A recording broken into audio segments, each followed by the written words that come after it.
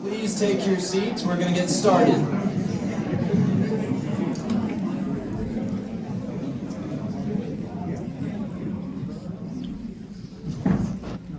Thank you both for being here. The rules remain the same. We have, after the coin toss, determined that Mr. Howell will be going first. And so if you would like to lead us off with your introduction, you have a 3-minute introduction and your time starts now. Well, thank you so much. It's an honor to be here. I want to personally thank Mr. Scott Talbert for sponsoring tonight's event and making it possible. I want to tell you a little bit about me and go through some of my resume to perhaps help you on your decision to elect our next mayor. I'm a Christian. I'm a husband to Dr. Emily Howell. I'm a father to Georgie and Lucy. And I've been blessed to have been exposed to many different opportunities in life, going to the University of Georgia and getting a degree in finance, and later getting my master's in business administration. And so I'm proud to be a double dog. I have had a really unique work experience throughout my career. I've worked for Fortune 500 companies like SunTrust, now Truist, as a corporate investment banking analyst. I've gone to work for the Georgia Healthcare Association, where we advocated for frail, infirmed, and disabled people in Georgia. That was a multi-million-dollar organization that I was the president and CEO of, and I had 12 direct reports. I currently work for the Community Health Services of Georgia, a Macon-based company, but fortunately my office is based right here in Jefferson. We have 7,000 employees, and all of them work here in Georgia. So as a Senior Vice President of Strategy, it's a tremendous role, and I take it very seriously. But it still affords me an opportunity to be close to home, to be close to family, and to serve this city. I've had some leadership opportunities. I am a graduate of Leadership Jackson, Leadership Georgia. I'm also a graduate from the Carl E. Knox Leadership Institute through the University of Georgia and the Carl Vinson Institute. And so I've poured into trying to make myself the best leader that I can through training, through other people's experiences, and I think that has played well for me in this role as mayor for the past 5 years. I've had the pleasure of serving on several nonprofit boards, including Habitat for Humanity, the Jackson County Chamber of Commerce, the Georgia Chamber of Commerce, and I think, again, that has just bolstered my involvement in the community and has put me in a position to be able to lead this great city. Thank you very much.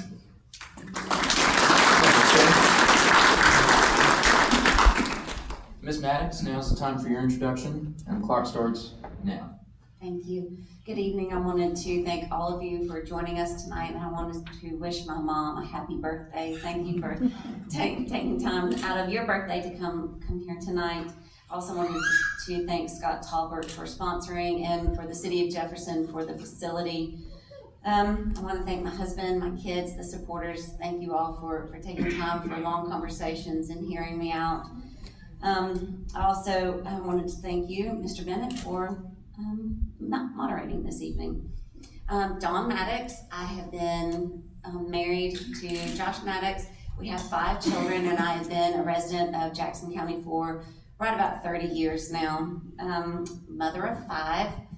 I have been blessed with the opportunity to be a stay-at-home mom all these years. I went to school, graduated from North Gwinnett High School, and then went on to Kennesaw State College, and I left without graduating. I had 2 classes left before receiving my degree, but I was pregnant with our first child, and they just kept coming. So I did not finish my degree in history to teach history, I wanted to be to coach track as well.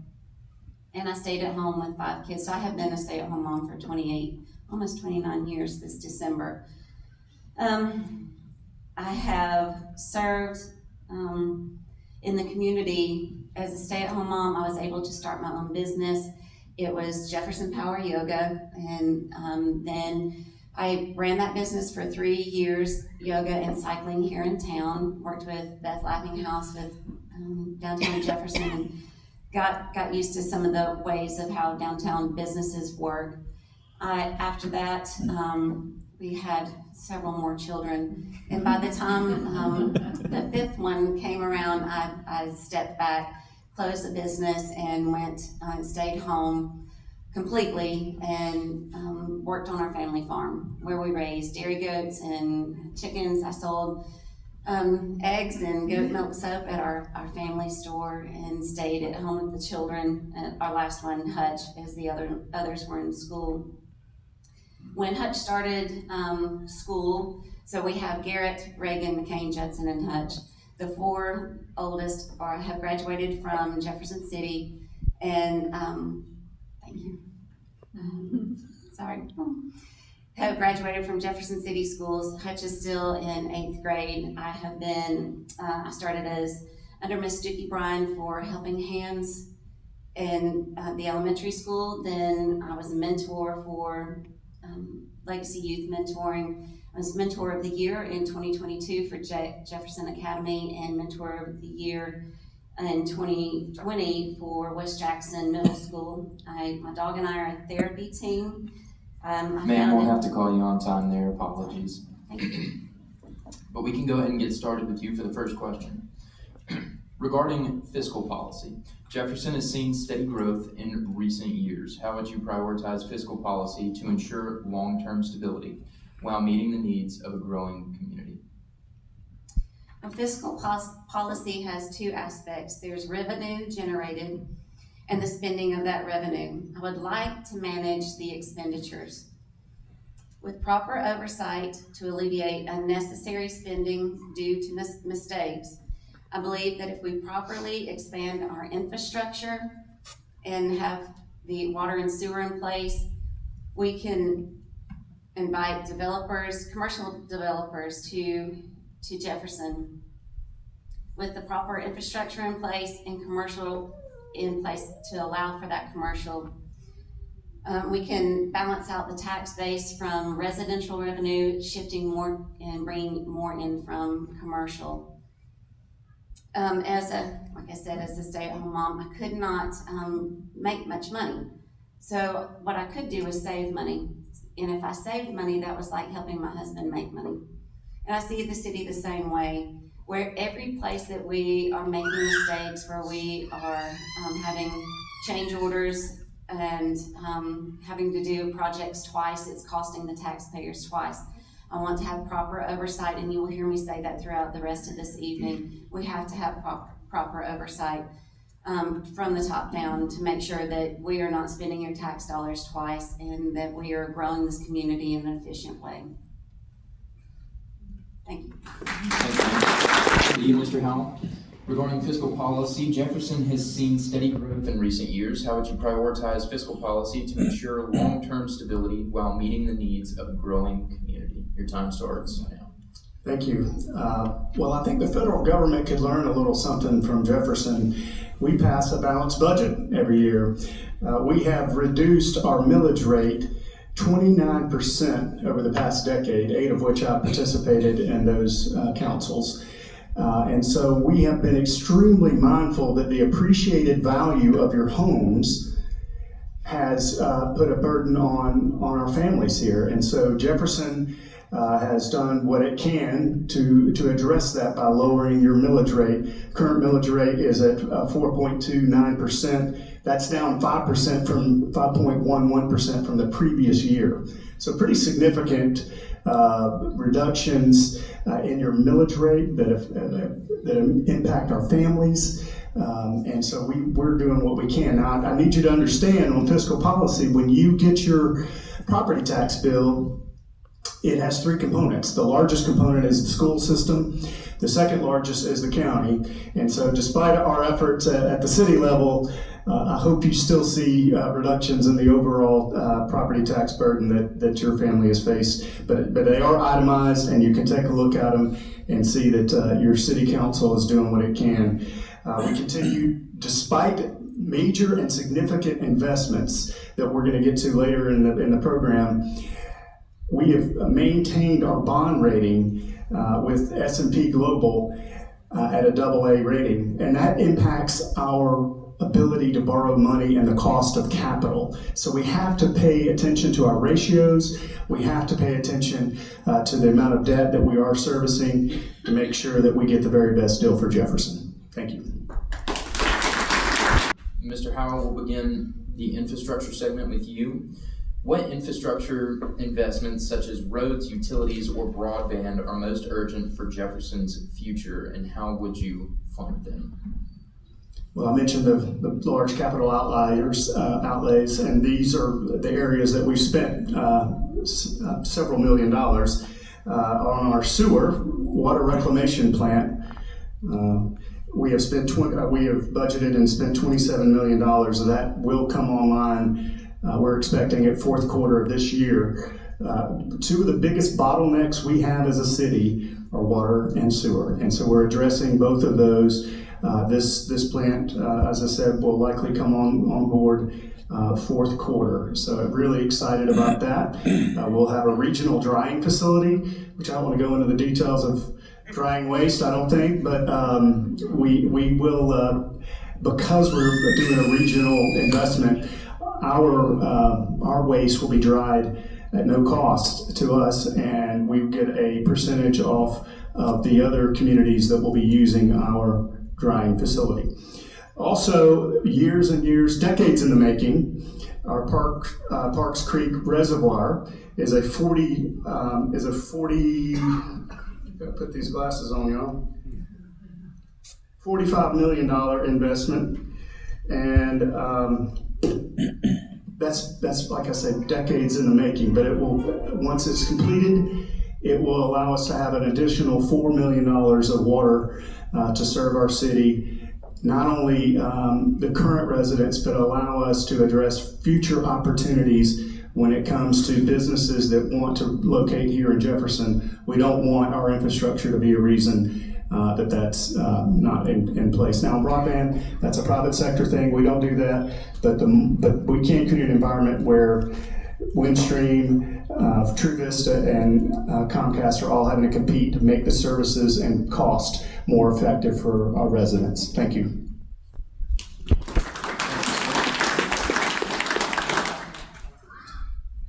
And the same question to you, ma'am, is what infrastructure investments such as roads, utilities, or broadband are most urgent for Jefferson's future, and how would you fund them?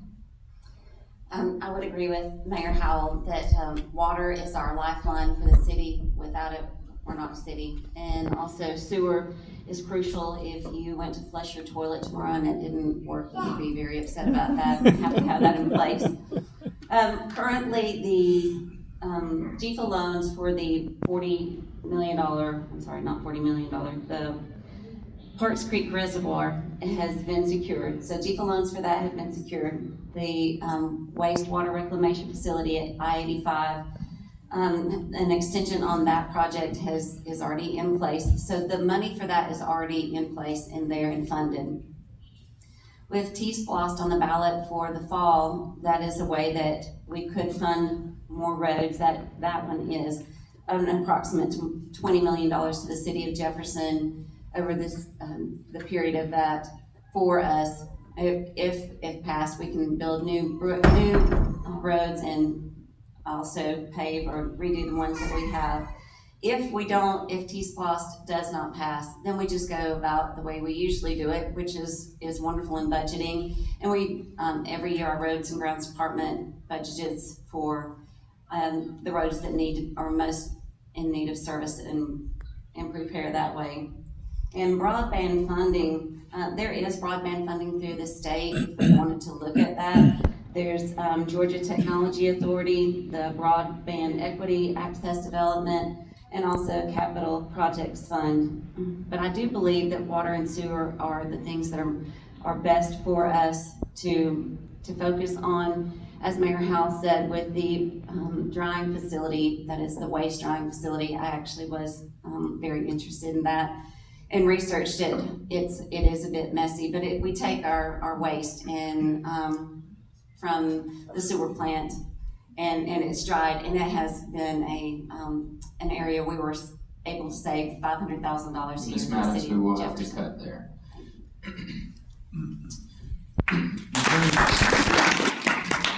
And I'll return to you with the question on the natatorium. Jefferson's new natatorium is nearing completion. How will you address concerns about its cost, long-term sustainability, and accessibility for the community? When I read the question, I stumbled over those words myself.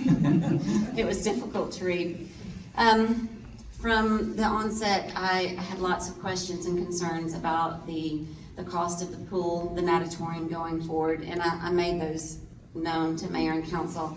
I will admit I was the only no vote on the natatorium, but when it came to, once it was passed, I did vote yes for the bonds. Once it's passed, we have to make the best effort to make it go forward, and I want to see it to be successful. It has to be successful for Jefferson. I am concerned about accessibility for just the everyday citizens in Jefferson because it was built as a competition swim pool. So we will have to be renting out lanes in the mornings and the afternoons for swim teams, not only Jefferson swim teams, but other teams in the area, competition swim teams, and then holding those competition meets on the weekends. So in between those times, our residents will have 2 lanes that they can use, and also the warm up and cool down pool where we can have water aerobics and things like that. But it is a concern to me. I think that with the natatorium in place and having meets on the weekends, that we will have an opportunity to have growth come in from hotels and restaurants for the competitions. We will need those there in place, and it will be a way to help generate revenue and the cost for operations and maintenance, which will be extensive for the residents.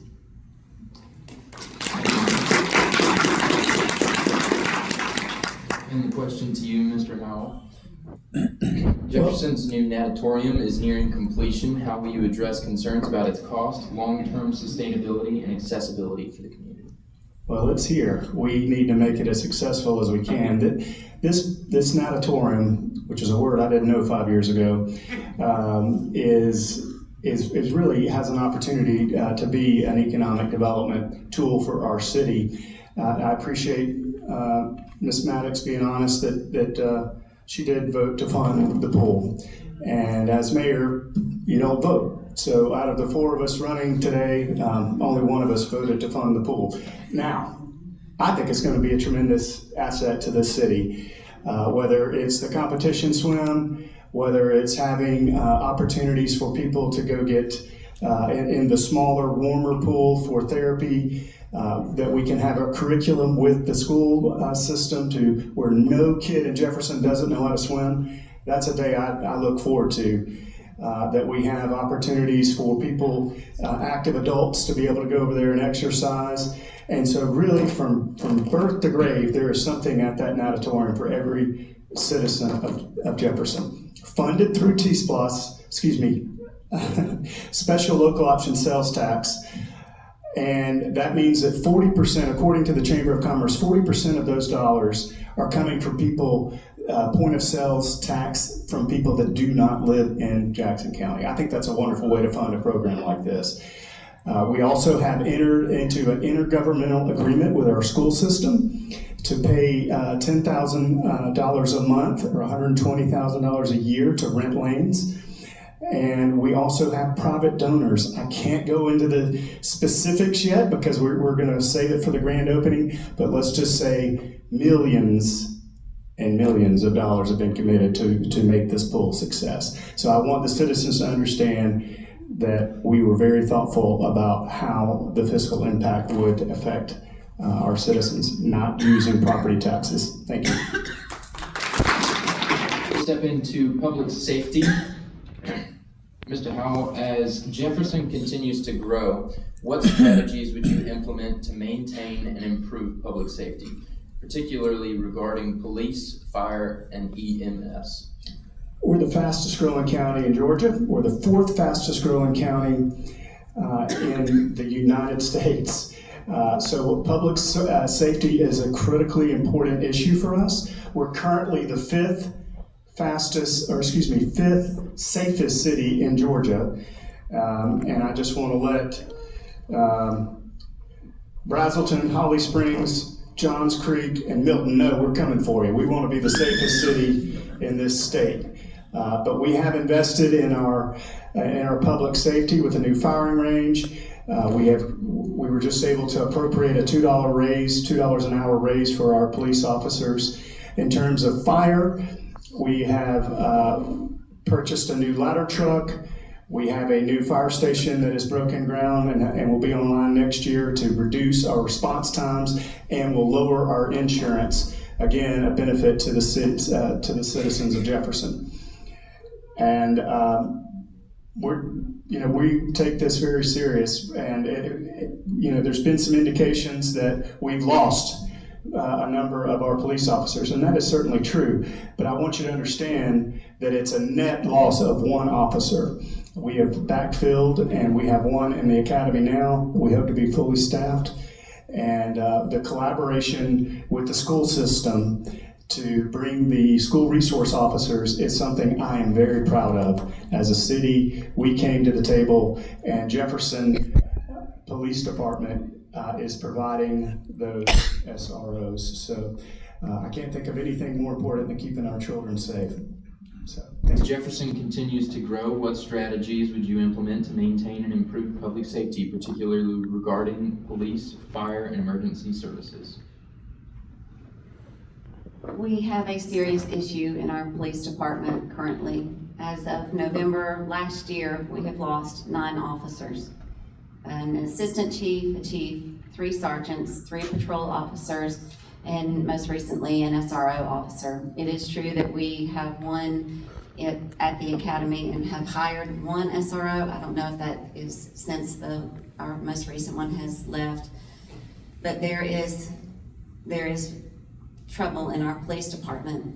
We need strong leadership from the top down, starting with our police chief. I believe, and according to our own charter, section 310, subsection E says, all appointed officers and directors under the manager supervisors shall be nominated by the city manager with confirmation of appointment by the city council. And to my recollection, our newly appointed chief has not been voted by the city council. I have been made aware also that there is an issue with our new chief, that he has been videoed asking another officer to let a gentleman off on a warning instead of give him a ticket. This is on an officer's body cam, which I have footage of. And I think the more that we try to sweep these things under the rug and pretend like everything is okay, the more detriment it is to our city. We actually have to discuss this. We have to find a solution, and we have to get law enforcement back into Jefferson, and so that we look strong and not weak to those cities that are around us that have crime that want to come here. Next, if you would like to lead off with small business and local economy, what steps would you take to make Jefferson a great place for small businesses while also supporting larger employers? There is a small business in town, and the owner is a friend of mine, and we were discussing this, and I said, well, we could start this. Let's start the Jefferson Small Business Community, and that's what I hope to do. Instead of just most of our concerns with our downtown small businesses, we include all businesses, small businesses in downtown or in Jefferson. This would be maybe a quarterly meeting where we gather all small businesses to allow them to network and collaborate. And then we can also include them in city events and allow them to work together and maybe host events with themselves and then with downtown businesses as well. I would like to initiate with the city council and through our planning department an assessment on all fees that are applied to small businesses and remove as many as possible from our small business that are unnecessary and burdensome. This would have to be passed by city council, but I would like to initiate it through planning and development and see what we can remove so that our small businesses can not just survive, they can thrive. Thank you.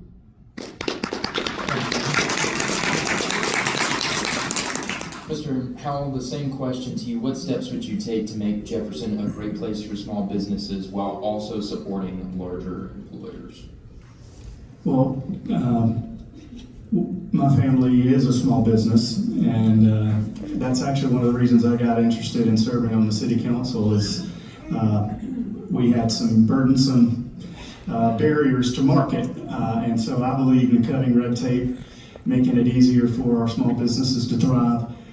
We, in America, small businesses make up over half of the economic development in our country, and so we have to support them in every way we can. But I do believe there are ways that we can be more efficient and cut red tape. Now, on the larger companies, we work hand in glove with the Department of Economic Development at the state level to come up with incentives to recruit and retain larger employers. We do not do it for light industrial, aka warehouses, but we do want to do that for manufacturing opportunities and retail opportunities that we want to recruit to this city. So you might hear the word tax abatement. That's actually not a legal term, but incentives is something that we want to come to the table and make sure that we're attractive to large employers as they're narrowing down the scope of where they want to settle and let their business thrive. And we want to create an environment where they can do that right here in Jefferson. Thank you. Step into transparency and ethics. Mr. Howell, transparency and ethics are critical for public trust. How would you ensure Jefferson's government is accountable and transparent in its decisions and spending? Well, Jefferson has been recognized by the Georgia Municipal Association as a Georgia City of Ethics. We're also a Georgia City of Civility. So we try to conduct ourselves in a way that, by the golden rule, the way we would like to be treated when people come. And your home is largely, in most cases, is going to be your number one asset. And so when people come to city council meetings, we want to treat them with respect, regardless if they're a bit emotional. From an ethics standpoint, we implemented an online platform called Focus and Execute. It's our strategic plan. You can go, as a citizen, you can go on our website, look at our strategic plan that is updated regularly and reviewed monthly at our city council meetings. And it's been recognized as one of the most transparent strategic plans in the state. So I like the thought of us holding ourselves accountable. I think Ms. Studovit said it well. We have to hold ourselves to a higher standard when serving in a public role. So we take that very serious, and we do everything we can to make sure that we're operating within the scope of practice that we've been entrusted by our citizens. Thank you. And Ms. Maddox, transparency and ethics are critical for public trust. How would you ensure Jefferson's government is accountable and transparent in its decisions and spending? As mayor and chair, I would tell the whole truth all the time, even if it paints Jefferson in a negative light. We can't hold back bits of information or add to anything and expect the citizens to trust us, and that is something that we have done. There has been issues with our police department and a recent GBI investigation with an officer and our city manager, and all of those facts were not released to the public. We cannot expect public trust if we don't tell the truth at all times. It reflects poorly on Jefferson when our citizens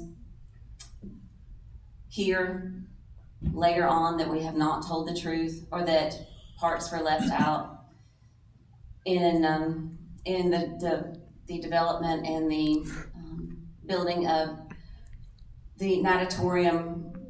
It is true that it will be paid for by SPLOST, but something that was not made public to the residents is that those SPLOST dollars are set aside for the Natatorium alone for the next 20 years. No other recreational sport gets any of that lost money. Not baseball, softball, soccer, tennis, none of those. And I think the people needed to know that. I feel like some of the information was left out. And because of that, people were not able to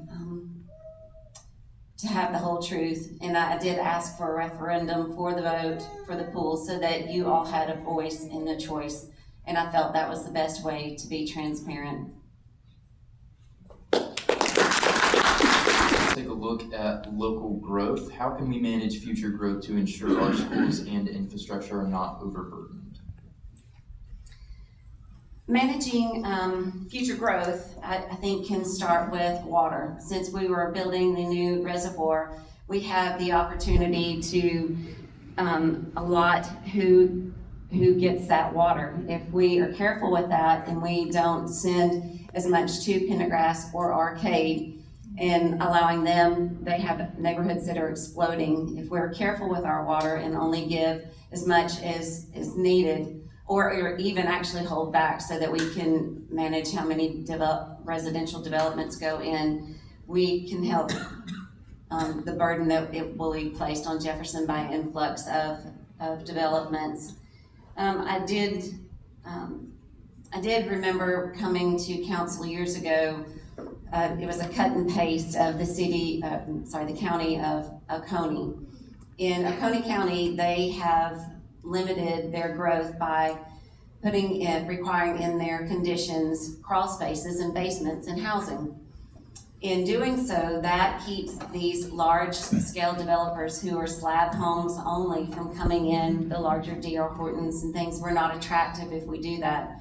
It does make your home values higher, and it is something that has worked really well for Oconee County. It's something that could work for Jefferson.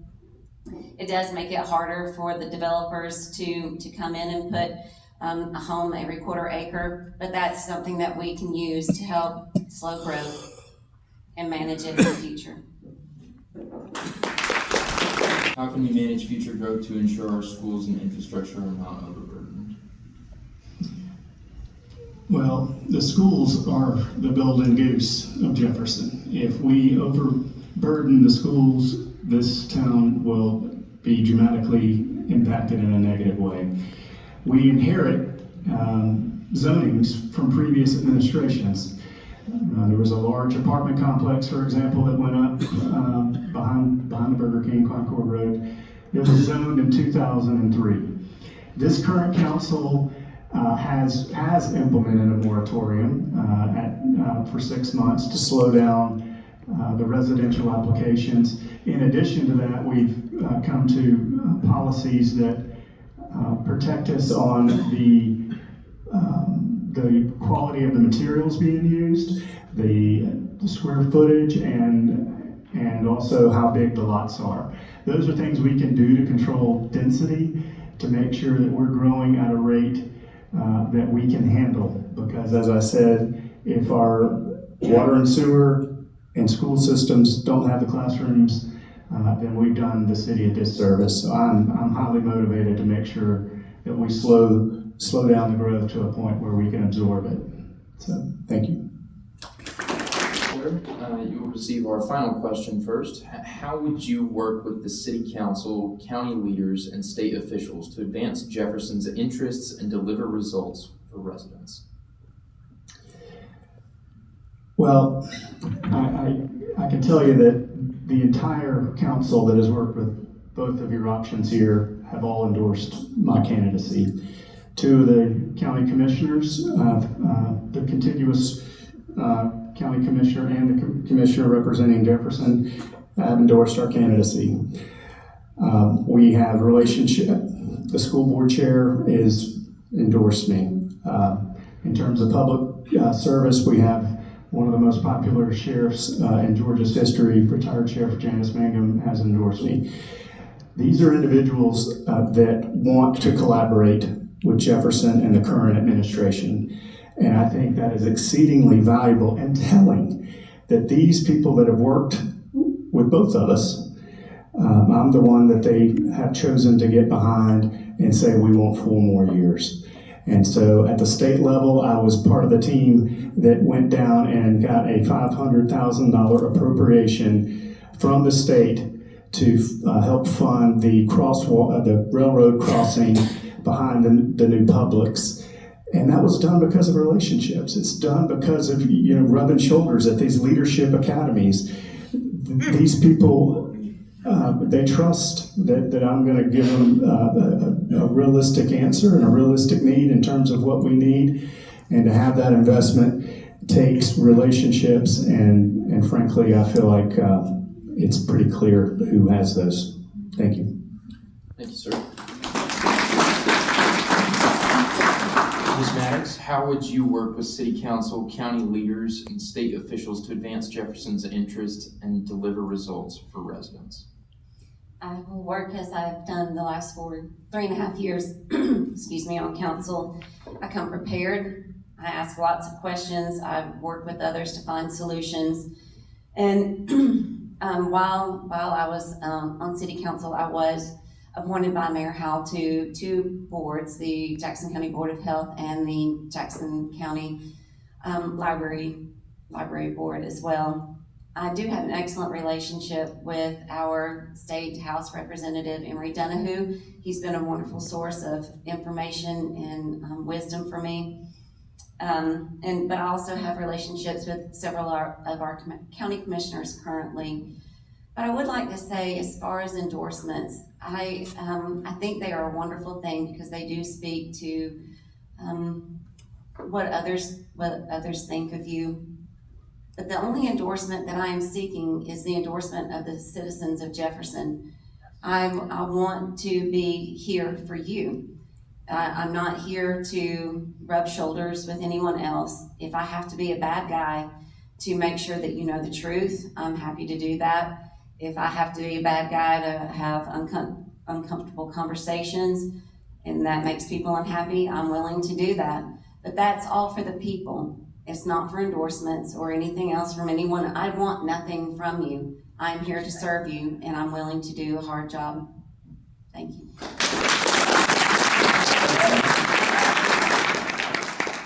Yeah. At this time, we'll enter our closing statements. Ms. Maddox, you will lead off, and a reminder, you have 4 minutes each. Your time begins now.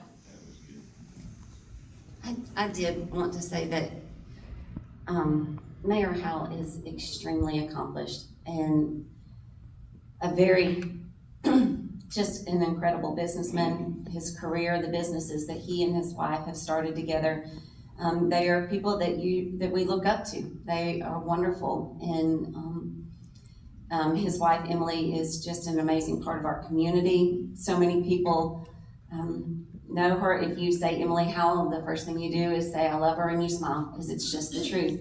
And Mr. Howell is a very amazing businessman. His business, he's just like my husband. He has a full-time job, which keeps him, he has to do that full-time job. I do not have a full-time job, which means although I do not have the resume and I'm not as accomplished as he is, I can be a full-time mayor for the residents of Jefferson, and that's what I plan to do. I'm a mom. Moms don't always tell you what you want to hear. Moms tell you the truth. But we say it in love and we move on. But mothers, as our advocates, and as our city charter reads for the mayor, a mayor is to be an advocate for the city of Jefferson. And I will do that. I would like to advocate for us at the state level, growing relationships with either those that are newly elected or those that are there. Also with the DOT, to make sure that we have someone in their ear constantly paying attention to our traffic issues, because they matter most to us. I also would like to advocate for areas of our city that feel not heard and left out. I think that when you have someone who is willing to be boots on the ground in office every day, you can come to office and I'll have hours you can visit the mayor there, or your mayor is happy to come to your house and have a cup of coffee or visit with you in the evening and hear your problems and find a solution. I do believe that there's a solution to every problem. that I'm willing to set aside any issues, work together, and find those solutions, because I do want to lead like a neighbor and listen like a friend and lead this city with integrity and knowing that you have someone that you can trust to call on at all times. Thank you. Yeah. And the closing statement from you, Mr. Howell. Well, you kind of buttered me up with all those nice things you said about me, so but I will say Ms. Maddox is a tenacious competitor and has worked very hard on the campaign trail, and that's worthy of admiration. At the end of the day, we're applying for a job, right? So resume has to matter, accomplishments has to matter, talent has to matter, and there is a pretty significant difference in your two choices with regard to those things. I want to keep Jefferson winning. I think we have so many things to be proud of. With the acquisition of the county annex building, we're going to be able to transform what the downtown looks like and while preserving parking. We have plans for a road that will connect Sycamore and Gordon Street to alleviate our downtown traffic needs. And I feel like we're on a good path. If we weren't having success, honestly, I'd get out of the way. But there are too many things that are open-ended that I want to see finished and finished well. And so on October the 14th through the 31st, early voting, and I humbly ask for your vote on Election Day, November 4th, so we can stay on this trajectory of improving Jefferson. And it is a part-time position for me, and it is for all of the city council members that aren't retired. But as I will tell you, my last paycheck netted me $212. That is not a full-time job. I think even the kid mowing grass in the summertime will tell you that's a part-time job. So I do make myself available when needed at City Hall. I do take pride in trying to answer phone calls and emails and texts promptly and be accessible to the people that we're entrusted to serve. So I humbly ask for your support, and I thank you all for coming. I mean, there's a great crowd here, people that care about this city, regardless of where you fall in terms of who you want to elect.